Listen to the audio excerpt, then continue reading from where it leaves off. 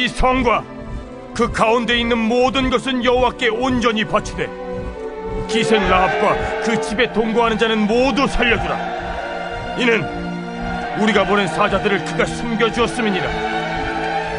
너희는 온전히 바치고 그 바친 것 중에서 어떤 것이든지 취하여 너희가 이스라엘 진영으로 바치는 것이 되게 하여 고통을 당하게 되지 아니하도록 오직 너희는 그 바친 물건에 손대지 말라. 은금과 동철기구들은 다 여호와께 구별될 것이니 그것을 여호와의 곳간에 드릴지니라. 이에 백성은 외치고 제사장들은 나팔을 불매 백성이 나팔 소리를 들을 때에 크게 소리질러 외치니 성벽이 무너져 내린지라.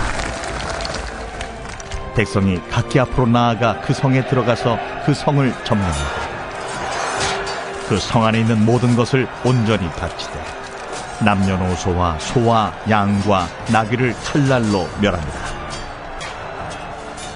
여호수아가 그 땅을 정탐한 두 사람에게 이르되 그 기생의 집에 들어가서 너희가 그 여인에게 맹세한 대로 그와 그에게 속한 모든 것을 이끌어내라 하매 정탐한 젊은이들이 들어가서 라합과 그의 부모와 그의 형제와 그에게 속한 모든 것을 이끌어내고 또 그의 친족도 다 이끌어내어 그들을 이스라엘의 진영 밖에 두고 무리가 그 성과 그 가운데에 있는 모든 것을 불로 사르고 은금과 동철기구는 여호와의 집 곳간에 두었더라.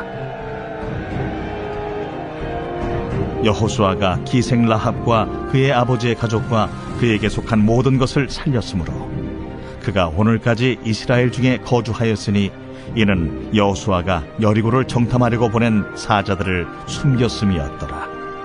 여호수아가 그때에 맹세하게 하여 이르되 누구든지 일어나서 이 여리고 성을 건축하는 자는 여호와 앞에서 저주를 받을 것이라. 그 기초를 쌓을 때 그의 맏아들을 잃을 것이요 그 문을 세울 때 그의 막내 아들을 잃으리라. 여호와께서 여호수아와 함께 하시니 여호수아의 소문이 그 온 땅에 퍼지니라. 오늘은 3월 16일 화요일입니다. 하나님께서 오늘 하루도 여러분에게 활기찬 하루를 주시고 오늘 하루도 기쁨의 하루 그리고 감사의 하루가 되시기를 간절히 바랍니다. 오늘은 여호수아 6장 17절에서 27절 여호수아 6장 말씀을 마무리하도록 하겠습니다. 이스라엘 백성들이 요단강을 건넌 후에 처음으로 만난 그런 문제는 난공불락의 성 여리고성입니다. 이 여리고성은 자기의 힘으로는 감당하기 어려운 그런 성이에요. 그런데 하나님이 그 성을 무너뜨릴 방법을 어떻게 제시하셨느냐. 침묵을 지키게 하고 그리고 6일 동안 하루에 한 번씩 돌게 하다가 마지막 7일째 되는 날에는 7번 돌고 그리고 나팔을 불며 함성을 지르도록 했습니다. 그러자 어떻게 되었습니까? 난공불락의 여리고성이 와르르 무너져 내리게 된 것입니다. 여러분, 이 성은 그들이 무너뜨린 게 아니에요. 하나님의 능력으로 무너뜨린 성이 되는 것입니다. 20절 말씀을 보면 이렇게 말씀해요. 이에 백성은 외치고 제사장들은 나팔을 불매 백성이 나팔 소리를 들을 때에 크게 소리질러 이르되 소리질러 외치니 성벽이 무너져 내린지라. 백성이 각기 앞으로 나아가 그 성에 들어가서 그 성을 점령하고 했습니다. 이게 뭘 말하는지를 한번 잘 생각해 보십시오. 이스라엘 백성들이 가나안 땅을 차지하는 그 첫 번째 관문, 그것을 어떻게 이기느냐? 백성의 능력이 아니에요. 그들의 무슨 전술이 아닙니다. 하나님이 일하시는 것을 가르쳐 주시는 거예요. 그러니 이제 여리고성을 점령한 것과 같이 가나안 땅을 점령하는 것은 다 하나님의 은혜로 된다. 하나님이 앞서 행하신다. 이것을 보여주고 있는 것입니다.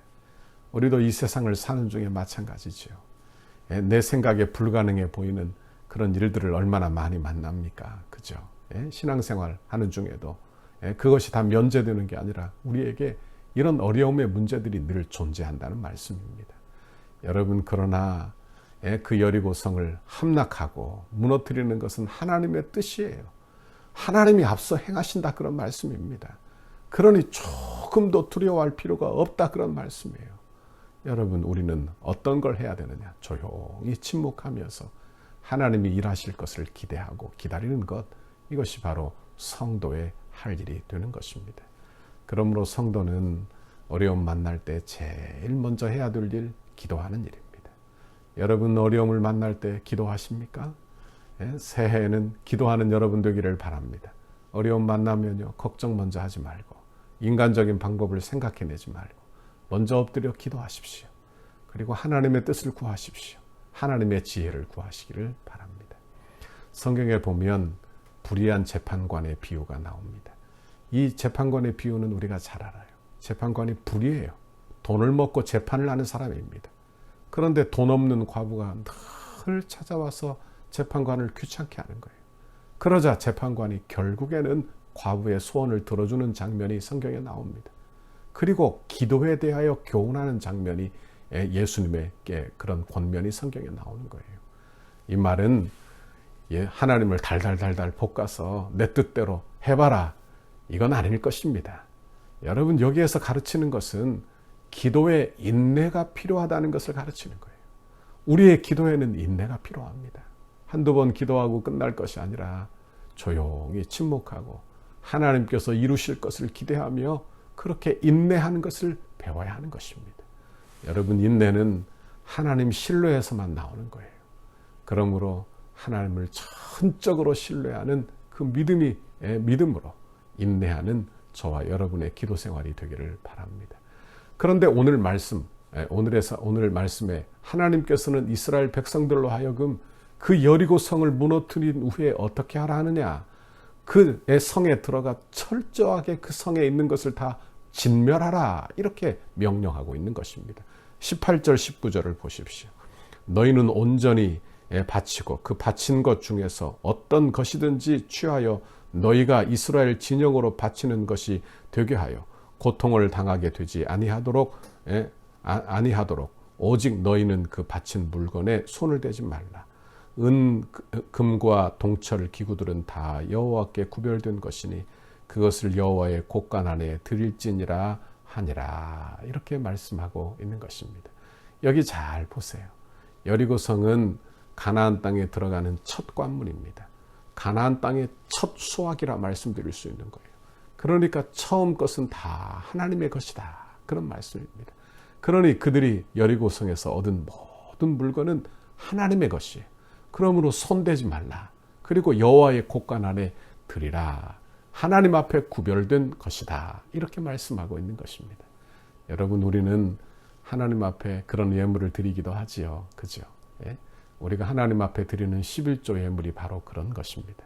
하나님 앞에 구별되어 내 첫 번째 것을 하나님 앞에 드리는 거예요. 여러분, 하나님이 가나안 땅에서 이스라엘 백성들을 출애굽할 때 그 첫 번째 그 아들, 첫째 아들, 처음 난 짐승들 다 죽지 않았습니까?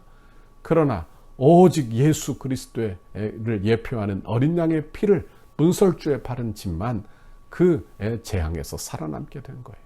그리고 우리 주님이 말씀하시죠. 처음 난 것은 다 내 것이다. 왜? 이미 죽어야 할 거예요. 이미 죽어야 할 거예요. 여러분, 여리고성에서 얻은 것은 다 하나님이 주신 것입니다.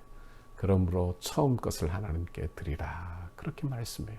그리고 21절에 보니까 그 성에 있는 모든 것을 온전히 바치되, 재물은 다 바치는 거예요. 그러나 남녀노소 소와 양과 나귀를 칼로 멸하니라, 그렇게 말해요. 칼로 멸하라는 거예요. 여러분 보십시오. 살아있는 모든 짐승은, 남녀노소 소와 양은 다 칼로 멸하라, 그런 말씀을 하고 있는 것입니다. 그런데 나중에 아이성을 점령하는 모습을 보면 여리고성과는 좀 다른 모습을 갖게 되는 것입니다. 왜 이렇게 하는가? 왜 아이성에서는 사람만 죽이고 양과 소, 가축은 자기 것으로 전리품으로 나눠 가져도 좋다고 하는가? 왜 이렇게 하는가? 여러분, 아이성과 여리고성이 다른 점이 있다 하는 것입니다. 하나님이 진멸하라, 이것은 저주받았다, 그런 뜻이, 진멸, 저주받았다는 거예요. 그러므로 그곳에, 그 도성에 있는 죄악을 상징하는 것들을 다 진멸하라, 그렇게 명령하고 있는 것입니다.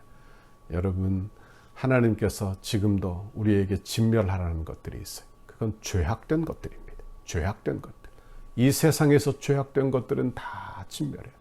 우리를 죄로 이끌어가는 것들은 다 진멸해야 하는 것입니다. 그것에 가까이 가서는 안 된다는 뜻이 되는 것입니다. 여러분, 새해에는 이렇게 하나님 앞에 가는 것을 방해하는 모든 것을 다 제거하는 저와 여러분의 신앙생활이 다 되기를 간절히 바랍니다. 그게 무엇입니까? 여러분에게는 뭐예요? 탐욕입니까? 정욕입니까? 욕심입니까? 재물입니까? 뭐예요? 여러분, 그것을 진멸하라. 그리고 하나님만 온전히 바라라. 그렇게 말씀하고 있는 것입니다. 여러분 또한 오늘도 우리가 가까이 가거나 손을 대어서는 안 되는 것들이 있어요. 그것은 바로 이런 것들이 되는 것입니다. 그러나 이 저주받은 땅에서도 하나님의 구원이 나타납니다. 바로 기생 라합의 가정을 구원해 주시는 것입니다. 25절을 보세요.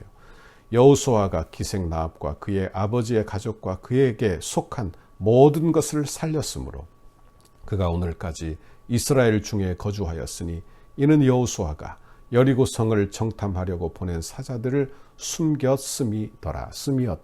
그렇게 말씀합니다. 라합은 여리고의 두 정탐꾼을 숨겼어요. 그가 숨긴 그 이유는 믿음으로, 이스라엘의 하나님을 믿음으로, 두려워함으로 두 정탐꾼을 숨긴 것입니다. 그 믿음으로 이 라합과 가족이 다 구원받게 되는 것을 보게 되는 것입니다. 여러분, 신앙생활은 이렇게 믿음으로 구원을 얻는 것입니다.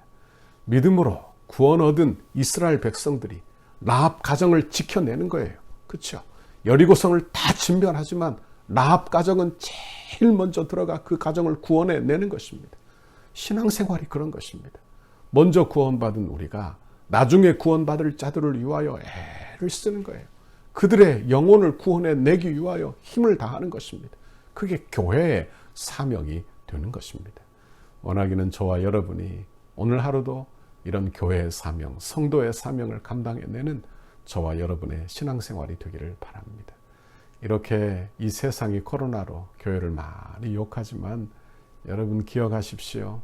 그렇다고 하여도 세상이 세상의 사람들 생각대로 되는 게 아닙니다. 잘 기억하세요. 하나님의 은혜로 이 세상 만물을 지금도 붙들고 계십니다. 이 세상이 바로 하나님의 종말로 가고 있다는 것을 알아야 하는 거예요. 그러므로 그 종말에서 구원해낼 백성이 바로 우리예요. 여러분의 가족을 구원해낼 사람이 바로 우리입니다. 그러므로 내가 그 사명을 감당하는 저와 여러분의 신앙생활이 다 되기를 간절히 바랍니다. 그리고 여호수아가 그것을 진멸하게 하고 이제 이 죄악의 돛실을 다시 재건하지 못하도록 만듭니다. 26절을 보세요.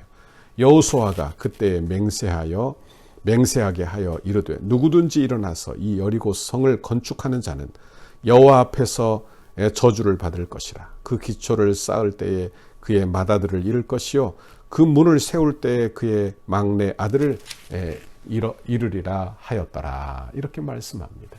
그런데 훗날에 이 저주가 있음에도 불구하고 훗날에 아합 왕 시대에 아엘이라고 하는 사람이 여리고성을 중축하는 거예요. 여러분, 하나님이 하지 말라 하는 일을 억지로 하는 사람들이 생겨나게 되는 것입니다.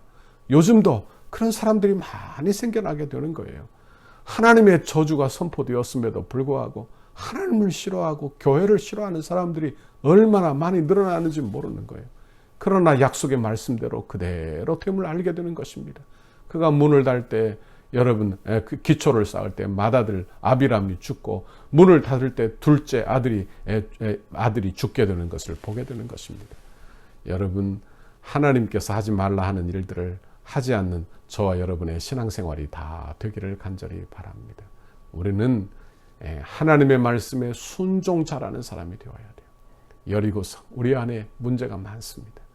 우리가 오늘 하루 살 때도 문제가 많을 거예요. 앞으로도 우리에게 문제가 늘 있을 것입니다.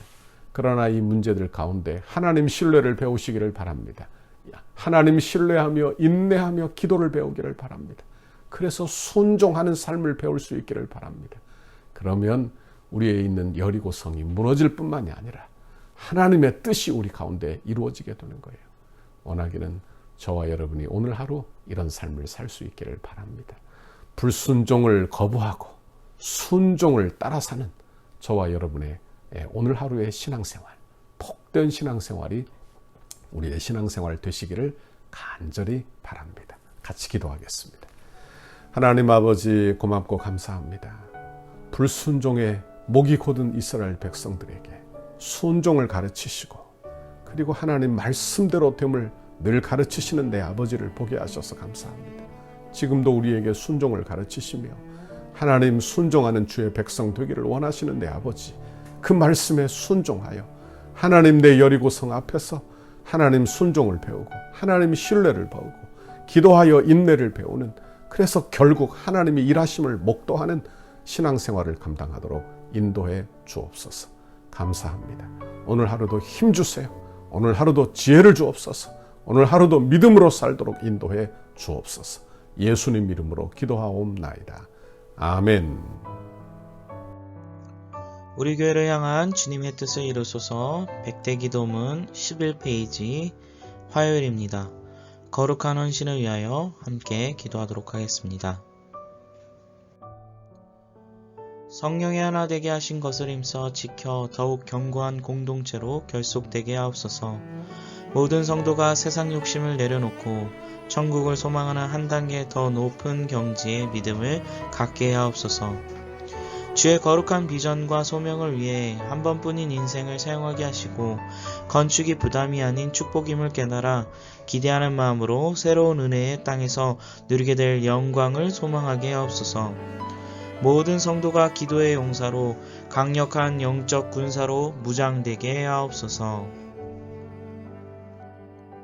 성도들의 헌신이 다음 세대를 위한 위대한 씨앗과 영적 자양분이 되게 하시고 기쁨으로 헌신하는 성도들의 삶에 하늘의 신령한 복과 땅의 기름진 복을 주옵소서. 건축 과정을 통해 영적 대부흥을 경험하게 하시고 성전 건축에 참여하는 성도들의 개인과 자녀와 가정, 사업장에 물질과 지혜를 한없이 부으시고 기도로 성전을 짓게 하옵소서.